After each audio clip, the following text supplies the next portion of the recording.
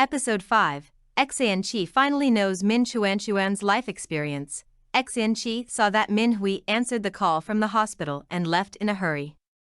He was very worried, so he went to the hospital with his assistant. It turned out that Min Quanquan did not agree to wear a heart detector, and was worried that his kindergarten friends would laugh at him.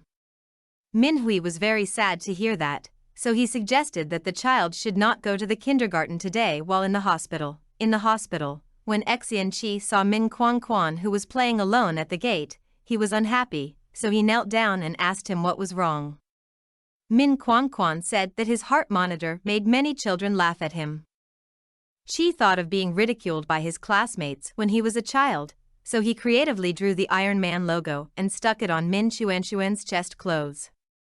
Min Quanquan, wearing the logo, was very proud. He reappeared among the students, and the eyes of the children were full of admiration. Min Quanquan finally overcame his psychological barrier, and now he is very happy to go to kindergarten. In the emergency department, Zhou Ruji heard people screaming for pain. He walked over and saw Yao Zizhu baring his teeth and screaming for pain. It turned out that he needed stitches. Zhou Ruji walked over to comfort the patient. The stitches didn't hurt at all. The warm man with a side face and as warm as jade appeared like a ray of sunshine. Yao Zizhu immediately stopped crying and waited quietly for Zhou Ruji to sew needles. From then on, she fell in love with Xin Qi at first sight. Zhou Ruji criticized the nurses in the emergency department and told them to be patient in treating patients. People like Yao Zizhu, who wore exercise clothes, looked like ballet dancers, so they naturally cared about their scars. After the stitches were finished, Yao Zizhu walked forward with a limp. She wanted to add Zhou Ruji's WeChat account. Zhou Ruji politely explained that he was not her doctor in charge, so she could just add the doctor in the emergency department. Yao Zizhu had never seen such a caring boy, and she had never been rejected by a boy at such a young age. She was determined to win Zhou Ruji. When Xin Qi visited Min Quanquan in the kindergarten again, he bought toys. Min Quanquan affectionately pulled his clothes, and was very happy to say that the logo Xin Qi drew for him made the children very envious. Min Hui received a call from the kindergarten at work, and when she heard that her son was injured and was in the hospital, Min Hui hurried over. At the entrance of the hospital, Xin Qi took her to the operating room.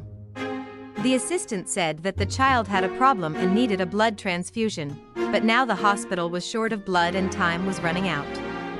Xin Qi immediately offered to give his blood a transfusion. Seeing that Xin Qi rolled up his sleeves and was really about to get a blood transfusion, Min Hui stopped him sharply and reminded Xin Qi that blood transfusions are not allowed between immediate family members. It was finally said that Min Quanquan was his son. The assistant was completely stunned. Xin Qi lost his mind for a while, and asked Min Hui why she secretly gave birth to a son. Min Hui thought Xin Qi's question was ridiculous. At that time, she was already 3 months pregnant. Of course he had to be born, but he didn't bother him anyway. Xin Qi couldn't accept this reason, but after verifying that Min Quanquan was really his son, Xin Qi was still extremely excited. He had never thought that having a child was such a wonderful thing.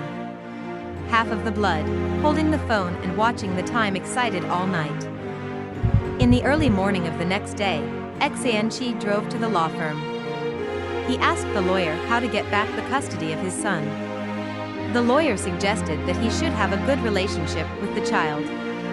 If the child rejects him, this matter will be very difficult.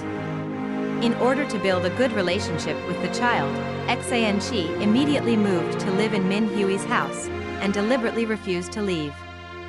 Min Hui had no choice but to take him in temporarily.